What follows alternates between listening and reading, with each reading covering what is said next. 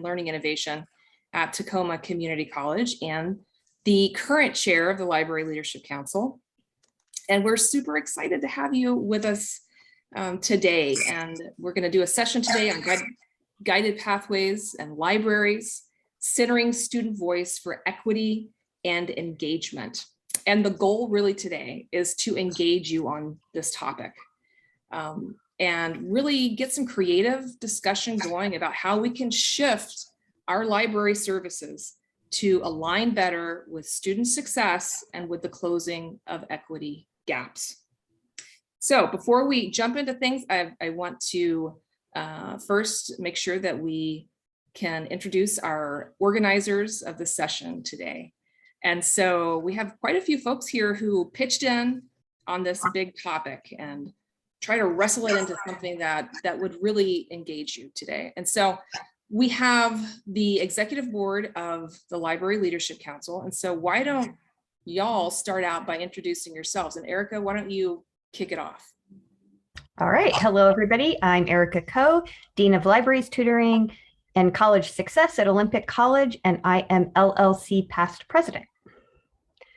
Greg? Hey, everyone. Greg Bem, he, him pronouns at Lake Washington Institute of Technology in the very cloudy Kirkland. And I am the inbound chair. Keith? My name is Hayden. I use they, them pronouns. I am an associate dean at Bellevue College, and I'm serving as secretary. I'm also recording the meeting. So just so you know that. Okay, and I think Jeannie Hinkle, who is our secretary, she couldn't make it today, but she pitched in a lot on this session. So want to give her props. And then we have a few special guests with us today. Michelle, would you like to introduce yourself? Hi, everyone. It's great to be with you today. I'm Michelle Andrews. I'm the Vice President of Instruction at South Puget Sound Community College. And I am not a library person, but I love libraries and I love librarians. So that's why I'm here today. And we love people who love libraries and librarians. So thank you for being with us. Okay, Christy Flynn. Bad timing. Hi, I'm Christy Flynn. I'm the Dean of Library and Learning Resources for the Pierce College District. Hi, y'all.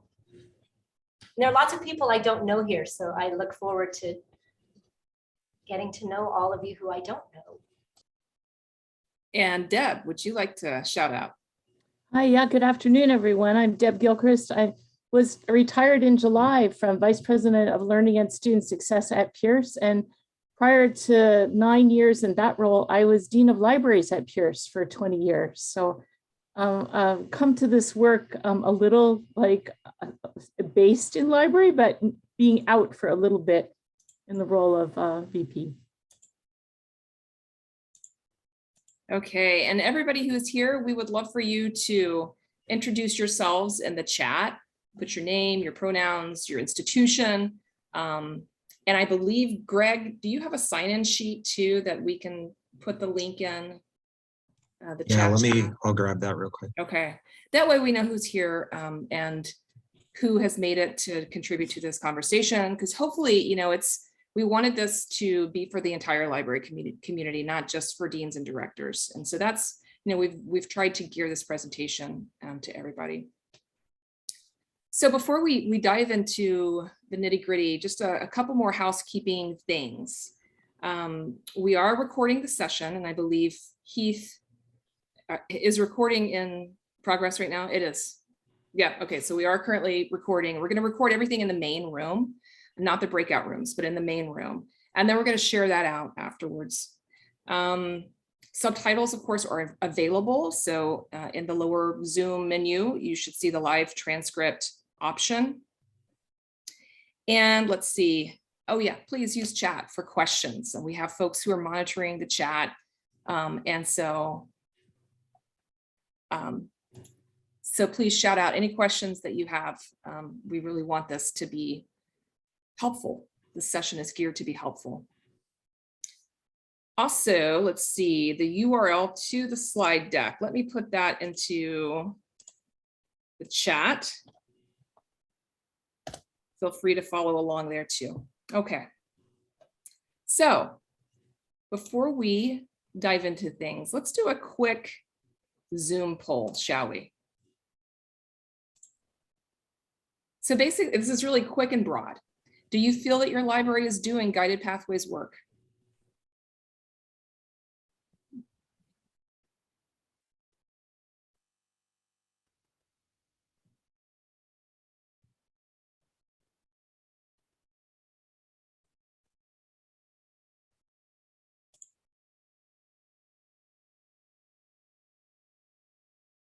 Okay, so still some folks answering, so I'll wait just a second longer. I know the suspense is just killing everybody. Okay, that's pretty good. So it looks like, does everybody see the results there? Yes, okay. Looks like 37% of you are saying, yes, you're doing guided pathways work. 24, no. 39, not quite sure. So that, you know, that is not surprising to me at all.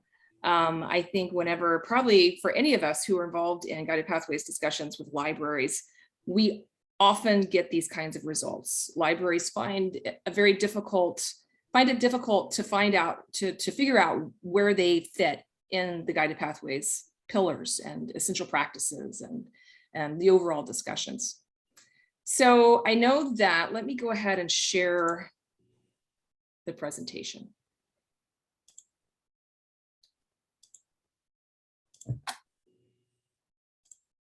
As I fumble about. Okay, does everybody see that okay? Thumbs up, okay.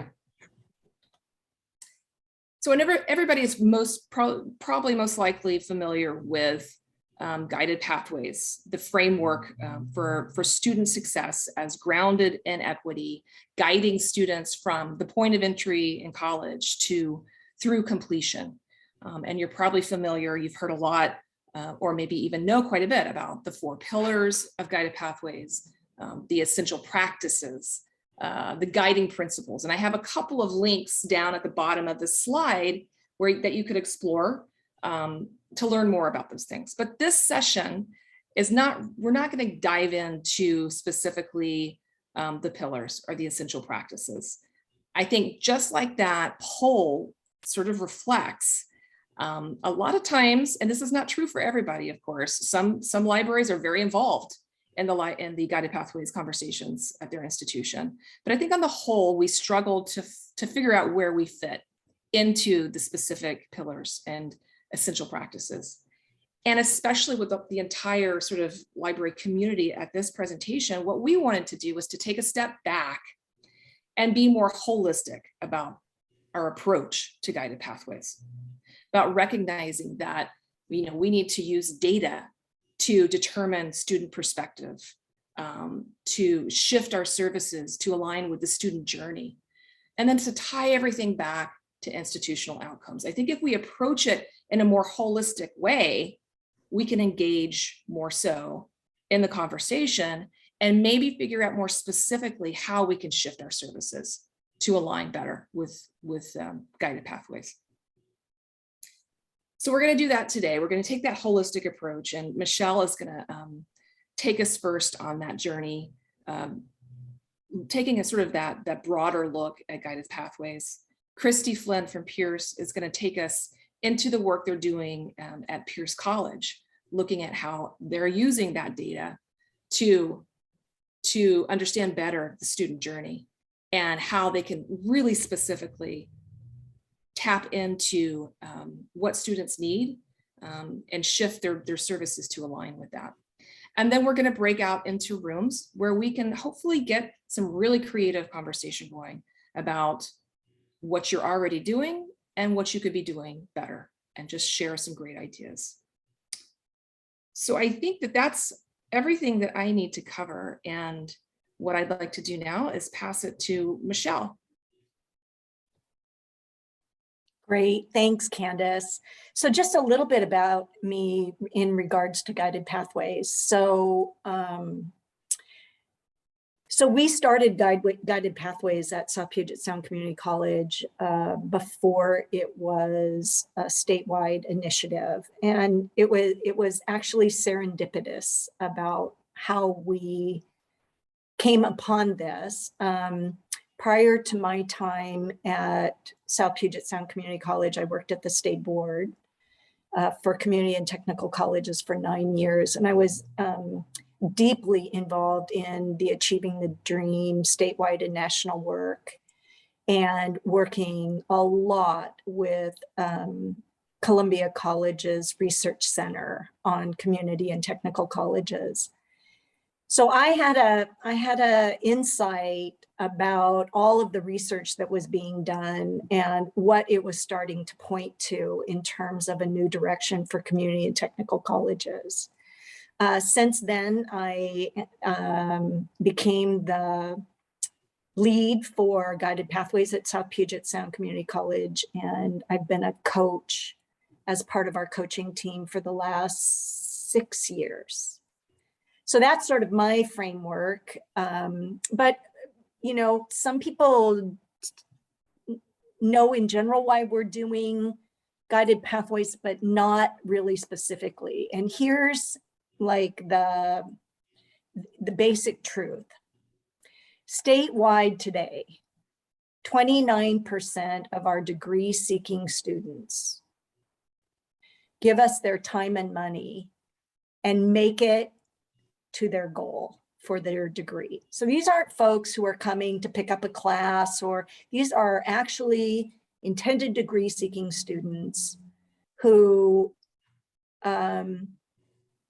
trust us to help them get to where they want to go. And 71% of those folks never get there. And we have told ourselves, not just here in Washington or at South Puget Sound, but nationally, well, life gets in the way of our students. They're complex, they're often first gen, they're students who haven't been successful. And so life gets in the way, and that's why we're not very successful. But there's bountiful research, especially by groups who have helped colleges change their marketing strategies and work on messaging, that our students tell us that life gets in the way because they don't want us to know that really what gets in the way are systems that are too complex for them to navigate, too foreign for them to understand, and too frustrating for them to continue. And so we were founded, the community and technical colleges, grounded in access, that we will take anybody who comes to us and we will give them a space in higher education.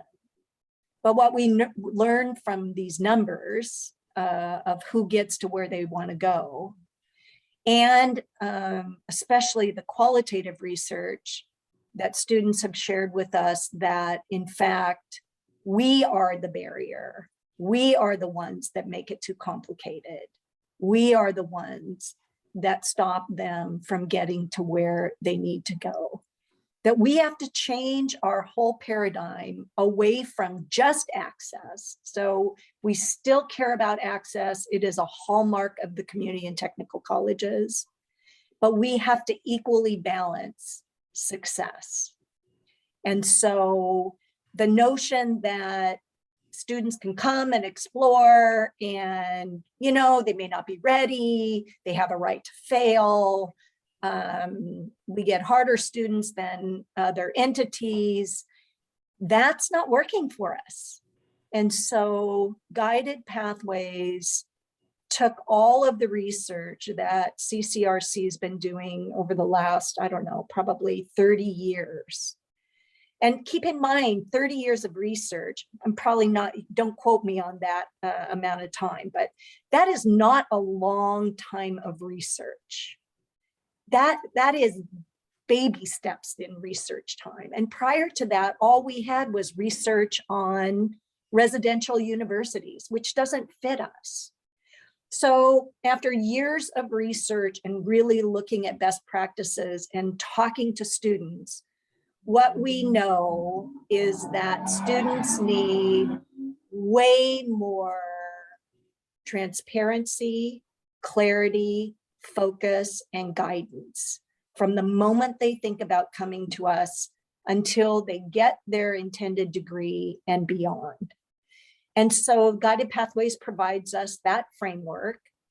It has pillars and it has essential practices, but essentially the bigger pieces than just those pillars and essential practices are that we need to be ready for the students. They don't need to be ready for us. That we have to change and modify and make more simple and more transparent with extreme guidance every experience the student has as they move through our processes to get what they need. And the way that we do this is through using disaggregated data to inform our decision and our strategies and our structural changes. And more important than anything else is the collaboration across the college to make sure that we are addressing students' needs from multiple perspectives, from multiple vantage points, from multiple services. And so really anything that is evidence-based, that shows to improve student success or close opportunity and equity gaps is part of Guided Pathways. So for example, there's no essential practice that says that a lending library is essential, but a lending library is absolutely critical to getting students the necessary resources they need just in time to get their academics in order and to move forward.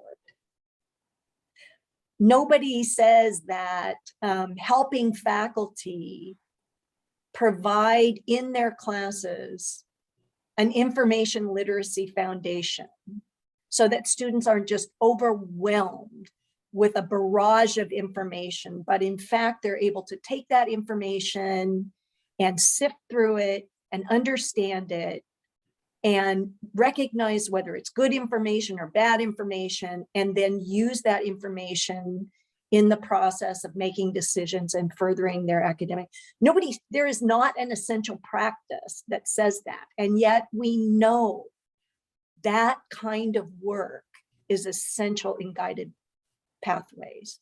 So my message to you is, although there are pillars and essential practices, please free yourself up to think about all the ways that you can partner and be involved and be engaged and work with other components of the college.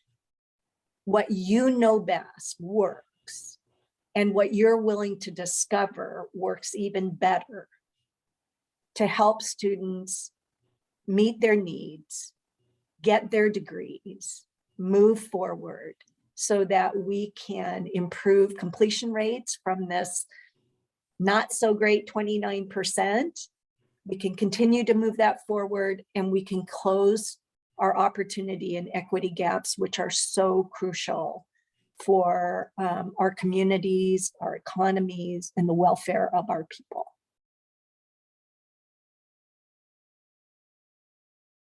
So I don't know if anybody has any questions, but I think Christy's up next.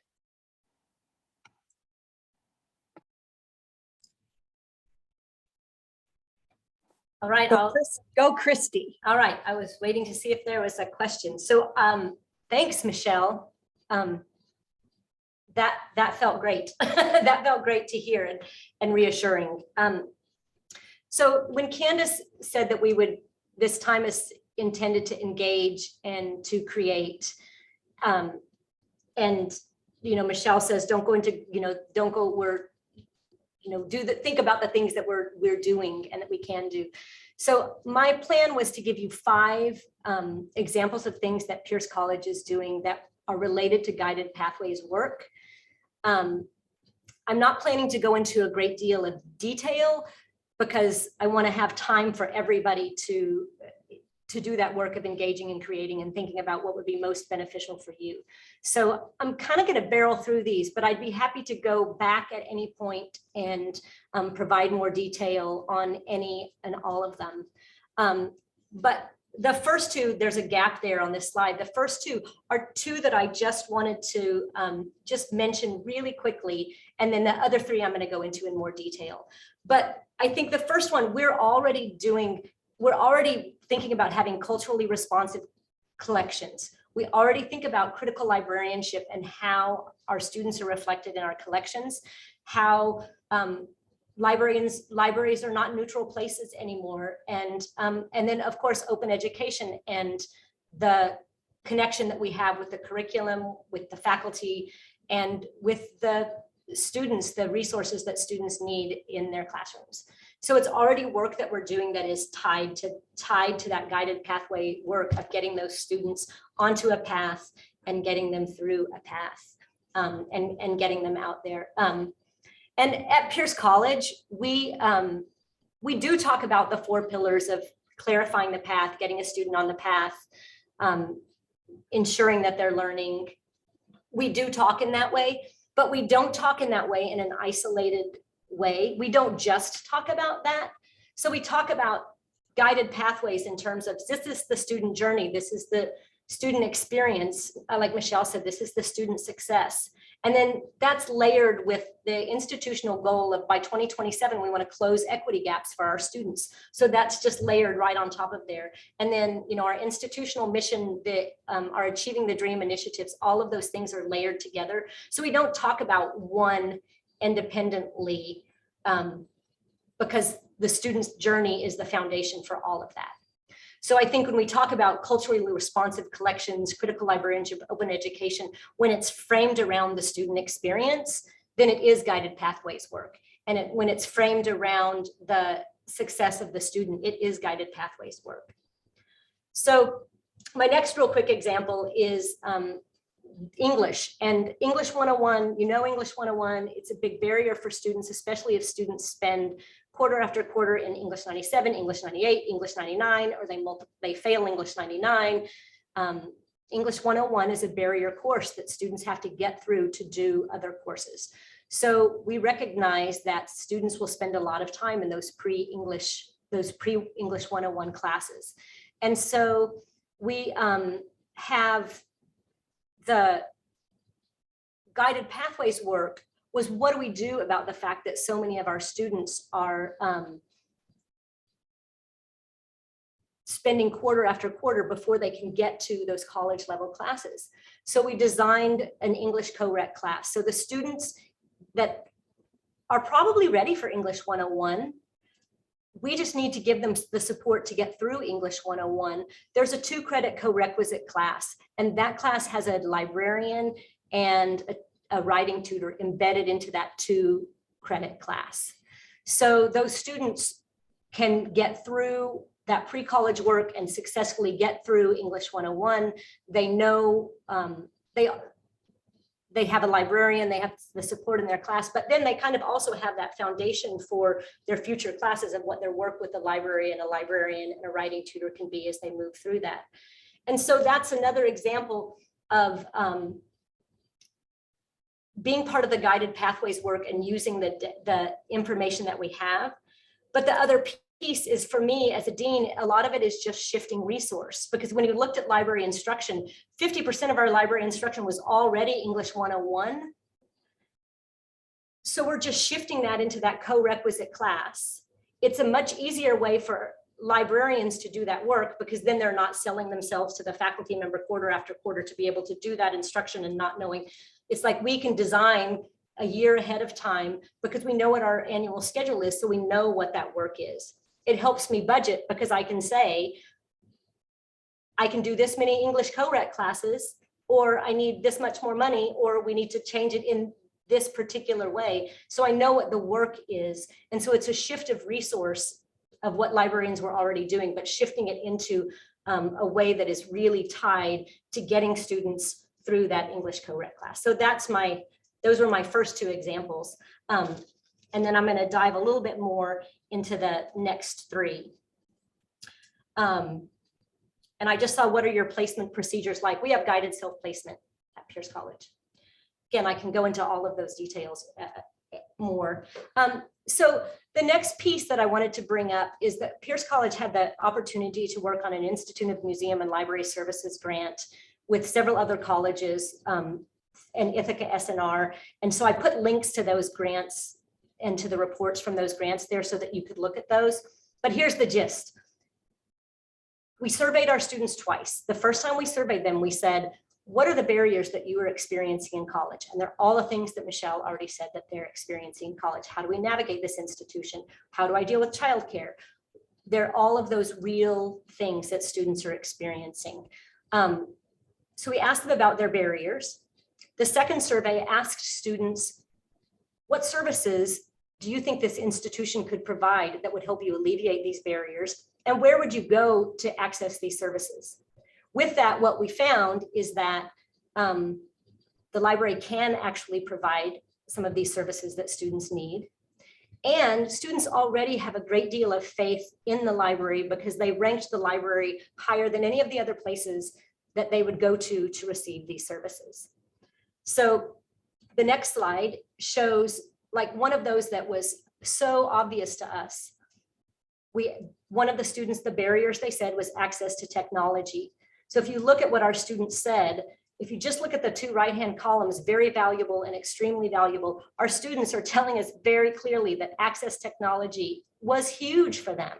That was a huge barrier for them. 52% of our students said just why were extremely valuable access to stable internet. So we can recognize that that was a huge barrier for our students. So that was back in 2016, 2017. At that time, we started a small checkout program for laptops, Chromebooks, and hotspots.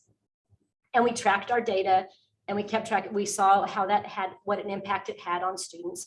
We found pretty significantly, pretty quickly that our, one of our students who is not succeeding, in particular, our African-American male students, our Black and brown students, that access to technology was a huge, alleviated a significant barrier for them in that situation. And so we're like, okay, that's the work that we need to be doing. That's helping those students stay on the path and continue their education. And it's easy work for us to do. So then the pandemic came. We had, we were already poised because we already had this small program to be the place where our institution could say, here's 300 more Chromebooks, here's 150 more laptops, here's 500 hotspots. Go get these out to our students in this remote environment. So we were totally prepared to do that because we already knew that this is what our students needed and we were already on that path. So now this program is evolving one more time because now we're coming back to grounded classes. We need to right size this collection. We need to make this program a sustainable program.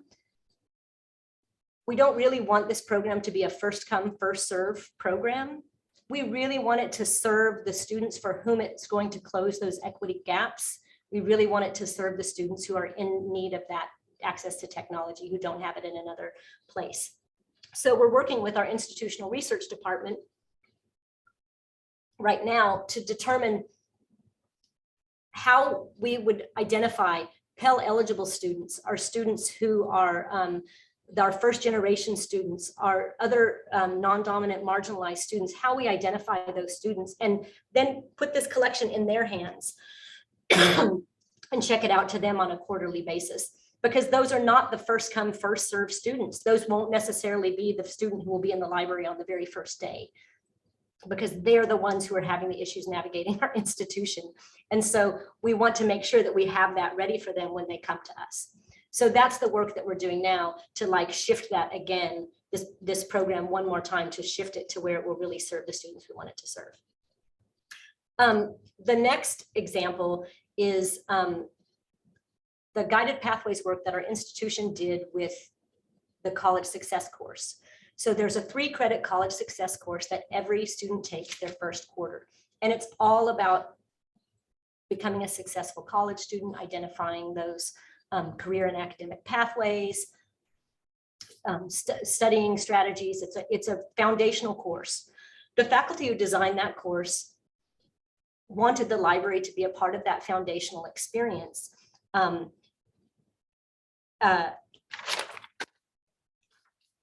But we knew that we didn't really have the capacity to take on 70 sections of college success with the library faculty that we have. That wasn't really in our purview, but what our capacity levels were. But we did know that we really wanted students to have that foundational experience, that core experience that they could build on, and that could help them remove barriers, be foundational for the rest of what information literacy would be if we want to scaffold their information literacy experience throughout their program. So we designed a very small piece in this class. So every student gets a library experience. And we have the data now after about 5 years of doing this to let us know that this is a very beneficial experience for students. Students rank the library module higher than the other modules that they rank in that class. So that's the experience that they value. At the end of the course, they write an essay that says what experience they had and what experience they valued the most, or what they think that they will carry forward into future quarters. And more students write about the library in those than about other service areas. And I just put 3 quotes here about what it is that our students are telling us. So one student says, all my friends from the high school spend more than half their time in the Pierce Library. And I always wondered why. Nobody at the high school ever went to the library unless it was a whole class. And that student went on to say they could, as the quarter went on, they could figure it out. And then they too are now the student who spends more than half their time in the library because of the array of services. It's not just about the books. It's not just about the librarian. It's not just about any of those things. It's all of those things. The next student said, I used to hate libraries because I'd always had trouble reading and I felt overwhelmed to be placed in a building of something you aren't good at. And so students who have trouble with that reading, this student went on to talk about the silence of the place, to have the resources around them, to have someone present who could help them when they got stuck. And so that last sentence there, it actually resulted in me getting a way better score on the exam. So it's like tying those things together. It's the place, it's the people, and it's the library. And then the last one, students seeing the multiple ways and choices they have allows them to be okay, allows them to be them and to be okay with that. And I think that's huge because most people do things out of judgment, but with this system, there's no judgment felt. And I think that's part of what we really want from the library is that experience of students do see that as those multiple barrier removal places for them, in addition to, well, all of the things we see as the library. So this is the guided pathways work is that course, but the library's element in that is we now have lifelong learners in our spaces, and we have evidence that we have lifelong learners in our spaces. All right, the next one, the next example is another piece from the grant, the Institute of Museum and Library Services grant. So in that first survey, we didn't ask students, do you love librarians? The word librarian was never used in that survey. So it was a description. Imagine that a dedicated professional employed by the college would be available to help you find and use all kinds of content sources, including books and journals. And the professional could help you via phone, email, or chat. So this is what our students said, is more than 50% said that they would find that service valuable and that they would use that service more than once a quarter. So what we thought about was one of the things that Michelle said earlier was that it's the transparency it's the perspectives, it's the student journey.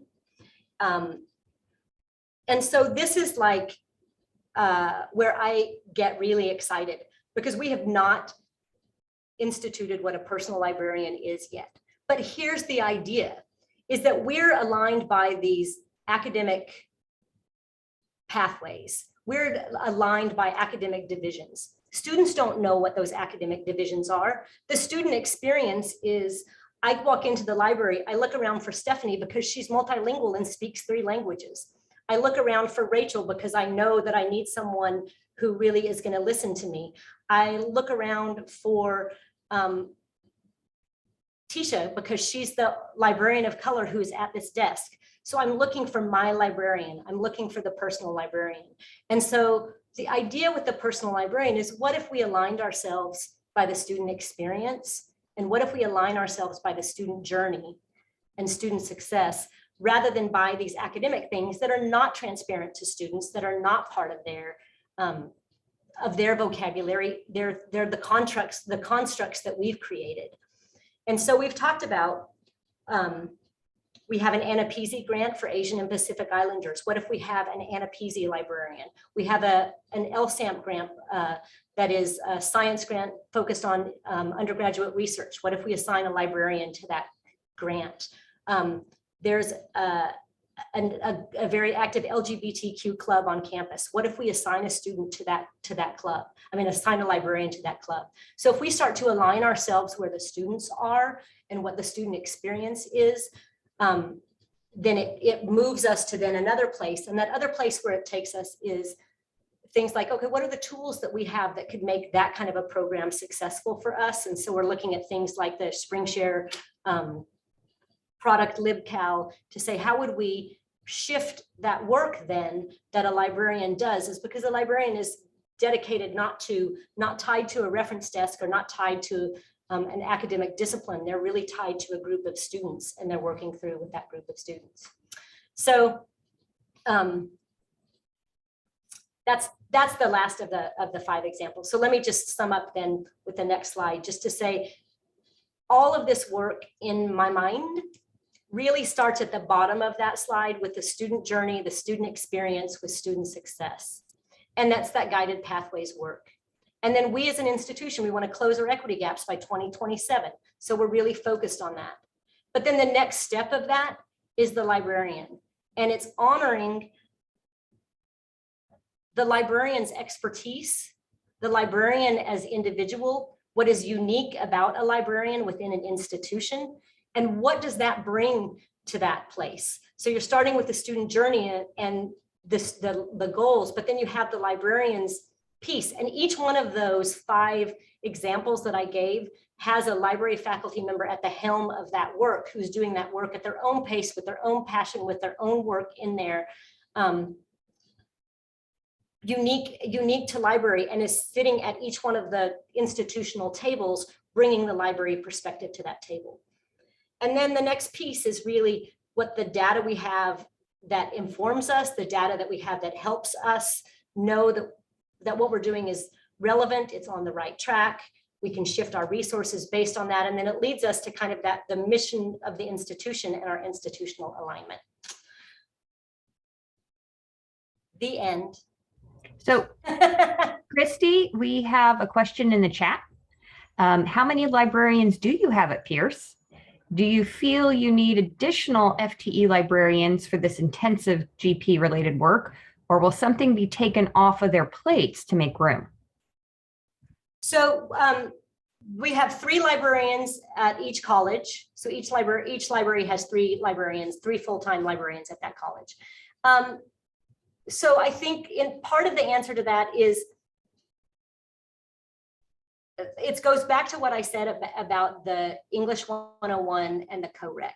It's that I don't have an infinite number of librarians. And if you want me to fill more than 10 English co-rec sections, then I can quantify that. And I can say, if the librarian is spending 10 hours a quarter in this classroom, then I know how much library faculty time it's spending. They're 10 hours face-to-face. I know that there's doing at least 10 hours of prep work behind that work. and working with the team. So we kind of can quantify what that is. And then I can say, this is how much, based on what I have, this is what we can offer. If we want to scale it beyond that, then yes, I would need to have more librarian, or I would need to have more money for more librarian work in that. As far as taking things off the plate, if you want to know the truth of that, we're not good at that. That's probably the biggest, I didn't want to say concern, but it's big, because we love this work. We love the students. We know it's right. We know it benefits the student. We can see the difference that it makes. So it's difficult to know what to let go of and how to shift those responsibilities. And when a librarian is guiding that work, because that is their passion work, if I told Lori Schuster that she could not touch Chromebooks, laptops, and hotspots anymore, I don't know what would happen. I mean, her passion for that came before she arrived at Pierce College, when she was working for the Gates Foundation, and she has like held on to that desire to get technology into the hands of underserved students. And that was her passion before she got there. And so she puts a lot of energy into that. And so as the leader of that team, what I say to that team is, we just kind of have to check in and kind of check the pulse of one another and say, are we okay? You know, can we do this? And then we can ask what we want to take off. So things that we've let go of, I mean, there are things that we've let go of. And a lot of it is stuff that we can't tie to that institutional effectiveness. So for example, displays. We don't have a lot of displays in the library. You know, so we have I'm trying to think of things that we've let go of. I can't think of a lot of things that we've let go of. I guess what we've done is, like with the college success class, one of the things we've done is turn that into open Zoom sessions. So we're not now doing 70 college success classes. We have open Zoom sessions where students can come at different times to those.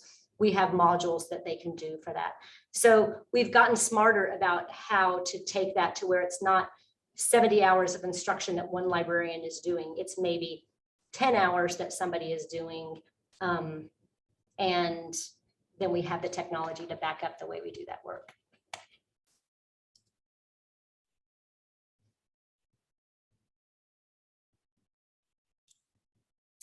Looks like Claire has a question. Given your new cluster hire, will faculty have their personal librarian? You mean, will faculty at the institution receive a personal librarian? Is that what you mean, Claire? The cluster hire is intended to serve students in terms of Black and Brown excellence. So we're really looking for a faculty member to join our ranks who is really focused on helping us better serve our Black and Brown students. So that's really the focus of that librarian. Not necessarily a Black or a Brown librarian. What it really means is somebody who's going to come in here and is really going to help us figure out how to make that our next initiative in ways that we think we're already doing, but we really want to put some focused time and attention on that. But the whole institution is doing that.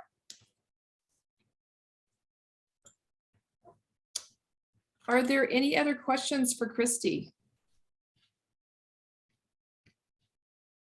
Feel free to shout them out or put them in the chat, either way.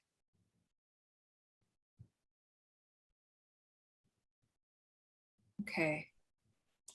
All right, well, thank you both, Christy and Michelle. I think that was an excellent way to frame the conversations that we're about to have. That was really awesome. Thank you both. So it's breakout room time. And the way we've set this up, we have 4 rooms. We have understanding student needs and knowing how to gather data. We have on the psychology of change and pushing past the fear of changing traditional services. We have empowerment and barriers and being responsive to student needs. So basically a lot of discussion about the things that you're currently doing. successfully to shift your services to align with student needs. So we set this up so that you can select your own room, and then you can also change. So let's say you go to room 1 and you decide, okay, I'm there for 10 minutes and I'm ready to choose another room. Then you can just exit that room, go back to breakout rooms and join whichever one that you would like. We have 30 minutes for this activity. We'll have one person from our organizing group in each room to take notes. There should be a shareable document that they can share with you so that you can add to that document too, if you'd like. And then we're all going to come back together into the main room after 30 minutes is finished. And we're going to share out just 1 minute per group so that we can keep mindful of our time. Okay, so let me stop sharing.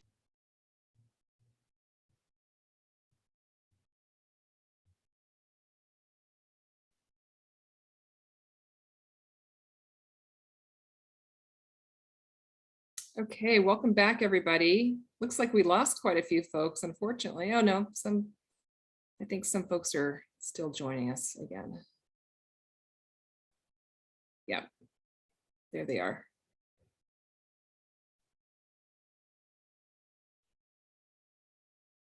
Good.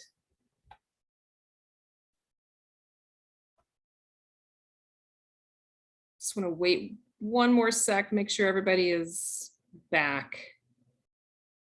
Right, I hope everybody had good conversations. It was probably just not long enough as usual, but we're scheduled to end at 3. So I want to make sure that we have time to report out, and also for Deb Gilchrist is going to help tie everything together. So Greg, I think you're going to facilitate the sharing out.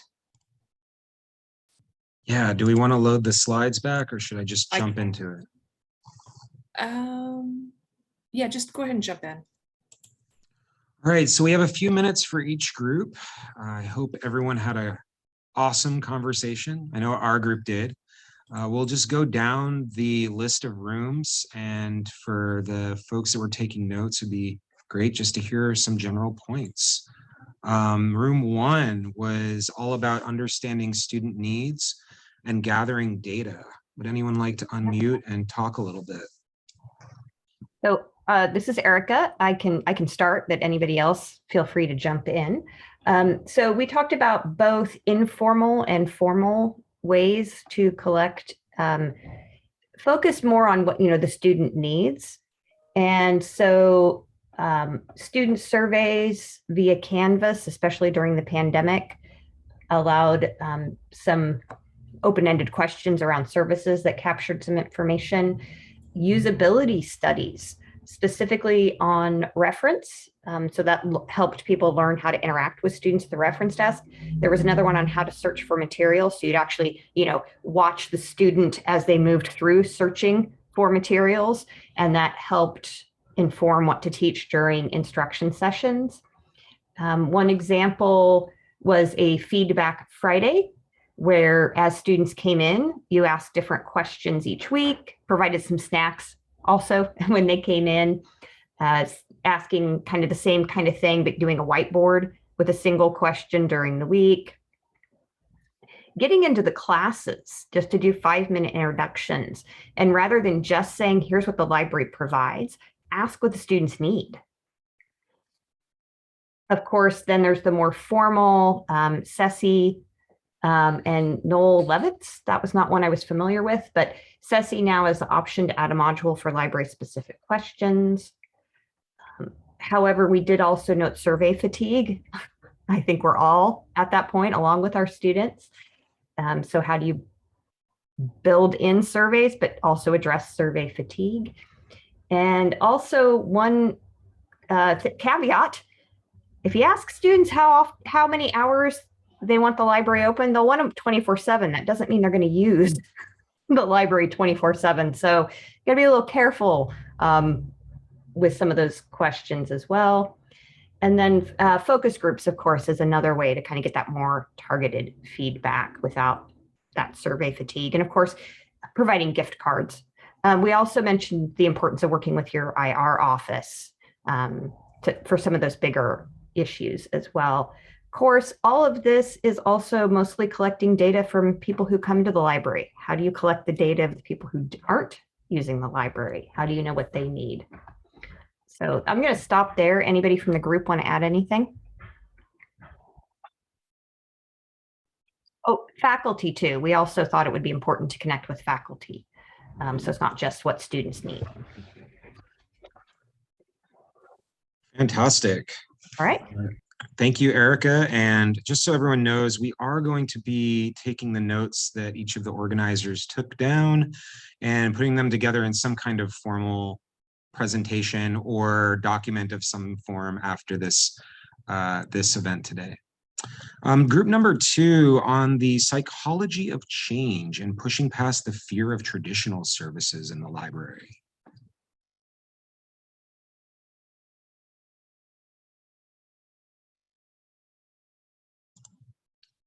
I'm not sure who is in that group.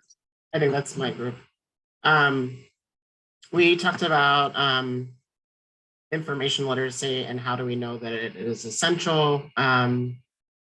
Faculty tend to talk about instruction in a positive way, but there's also this really heavy emphasis on technology and sort of this tension between information literacy skills and technology for our students.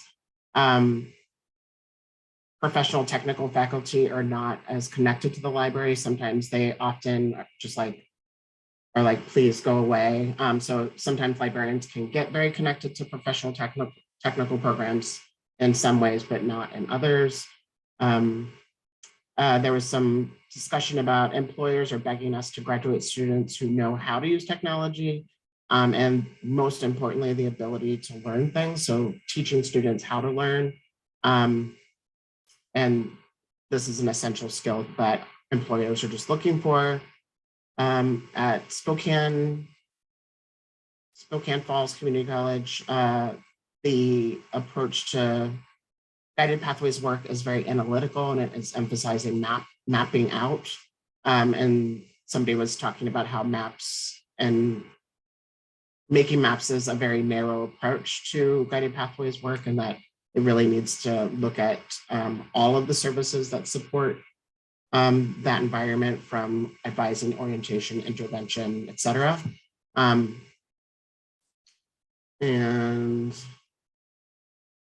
it's hard to get on faculty schedules because they are cutting things left and right, and information literacy is not a priority in terms of coming into the classroom. Somebody mentioned a college student success class, and during a restructure, the class got moved over to the library, and then it became based on information literacy, and the success rates for students who went through that class like improved dramatically. And then also students, college success classes that are taught by a librarian or partner with a librarian have an invaluable and good connection point for all students. And then there was some discussion about initiative fatigue on campus, which I think we're all familiar with. So guided pathways just being another thing to put on top of all the other initiatives on campus, plus the pandemic, plus working from home, et cetera. And I think that's it. If I missed anything, please chime in.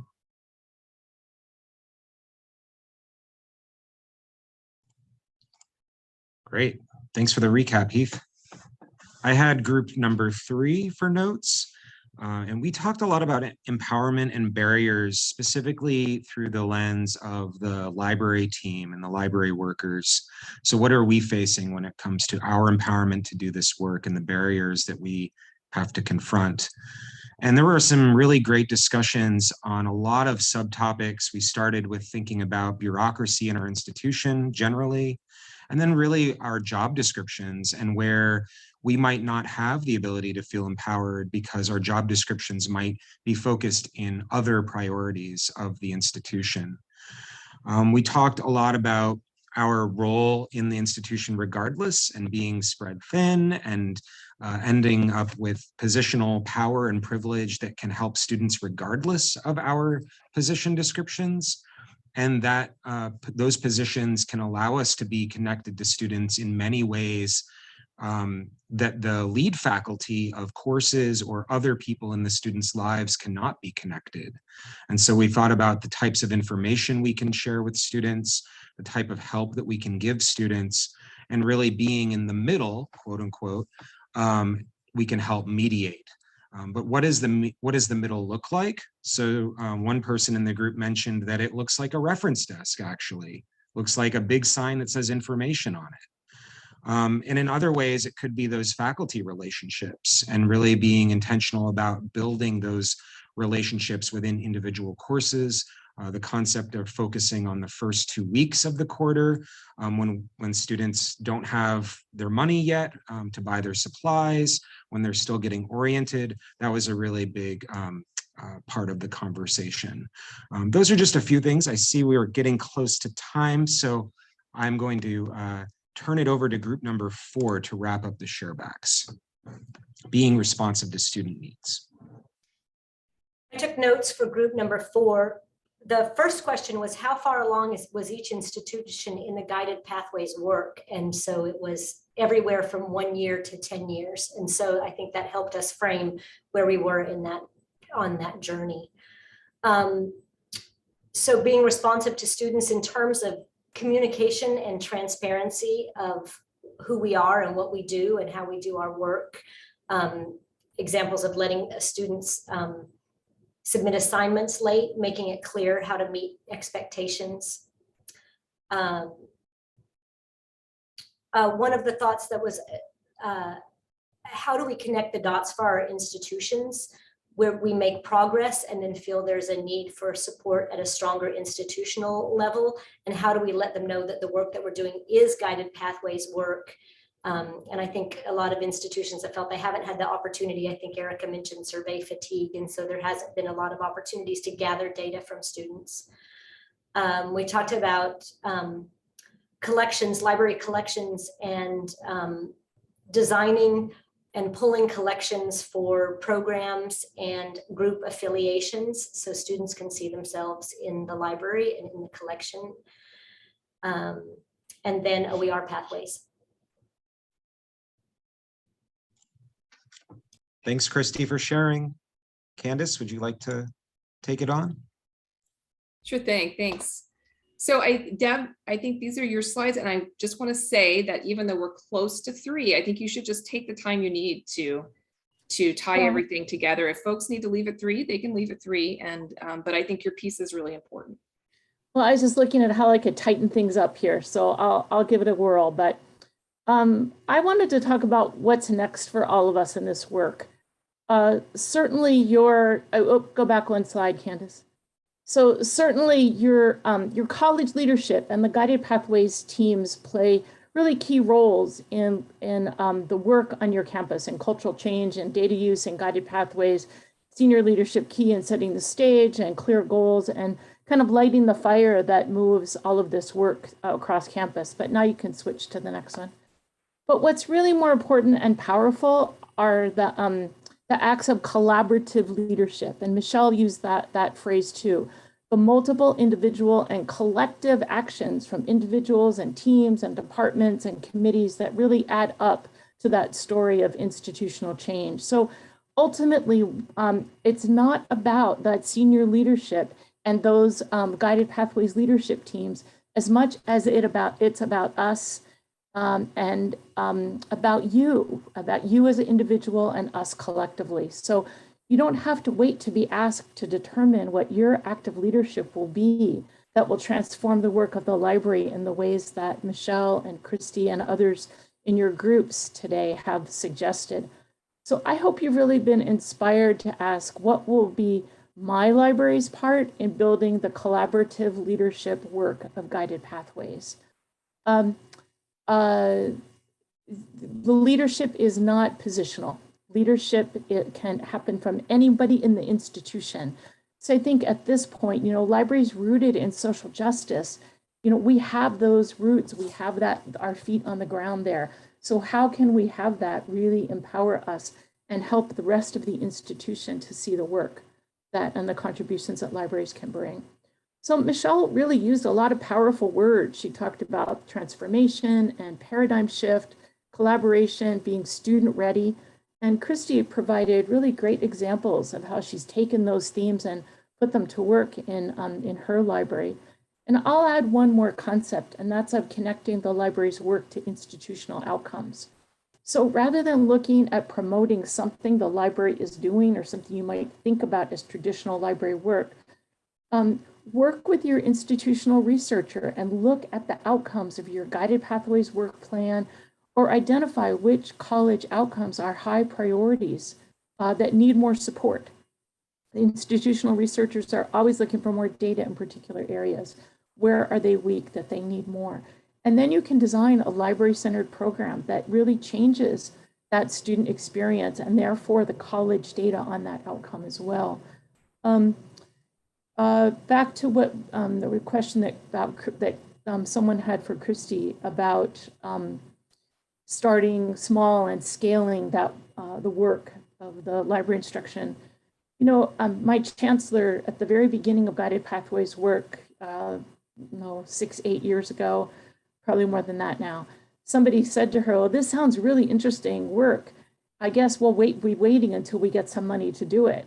And she just kind of said, "Oh no, it's like we're going to transition the work that we're doing and to follow the work that needs to be done. The work that needs to be done has to be centered now, and we have to look at what other things that we can stop or shift the resource for." So I'd encourage you, no matter what you're going to do, to start small. And even if you're looking at just the impact of a couple of tiny things, and assess the impact of it so that you have the data and you have the evidence with which to grow. Look at things that are most impactful, and then which of those is the easiest that you can just take a little bite out of and begin to work with. Michelle and Christy also mentioned about disaggregating data, and one of my great lessons from Eric Gimnes, Pierce's institutional researcher, is that he equates data discovery with using a metal detector on the beach. That the ding, when it starts to ding and say something's metal there, that's just where you start digging. It's where you begin your work and not where you end it.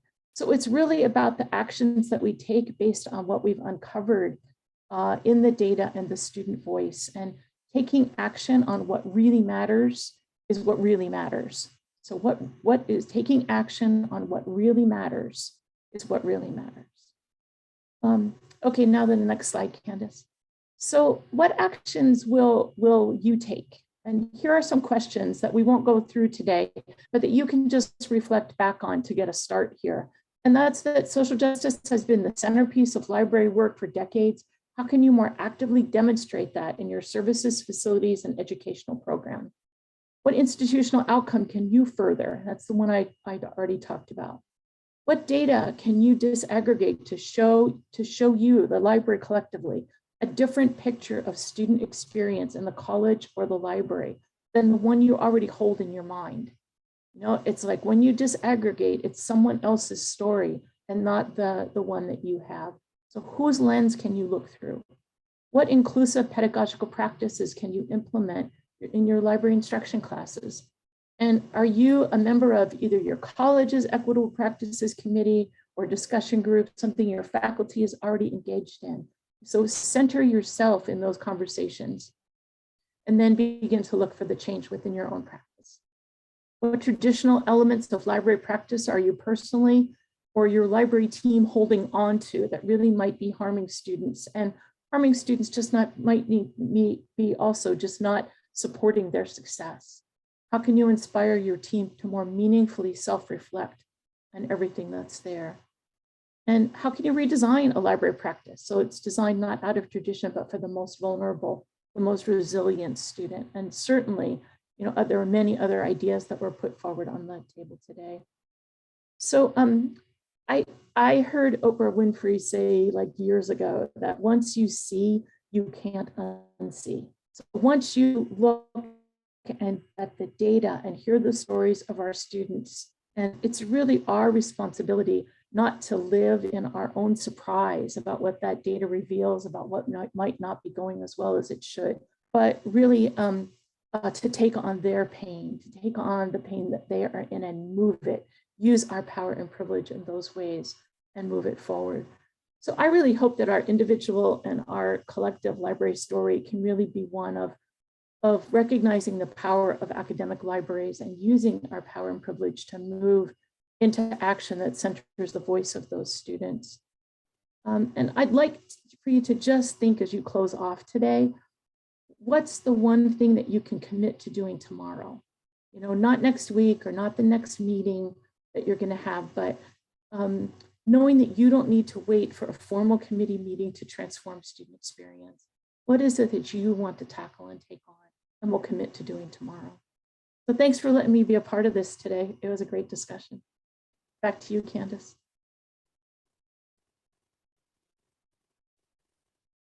Okay, we're going to skip that poll. But Erica, I think you were going to talk about how we're going to share all this wonderful information. Yes, absolutely. There we go. So of course the session was recorded and we have the slideshow, so we'll be sending that out.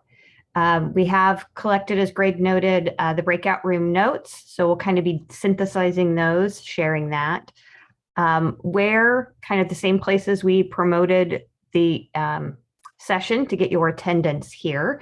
And we do have the list of attendees. So if you make sure you have signed up in that, so we can make sure everybody gets this. We also have the Library Leadership Council website, and there's a area for resources. And then we're also going to share this up through, so Library Leadership Council reports to Instruction Commission at the SBCTC, and there is a guided pathways group at SBCTC, so we're going to share out some notes with them as well. But other suggestions, is there any other way we need to make sure we get this information out? Do you have any suggestions on how you would like to receive the information? Any other information you'd like to get?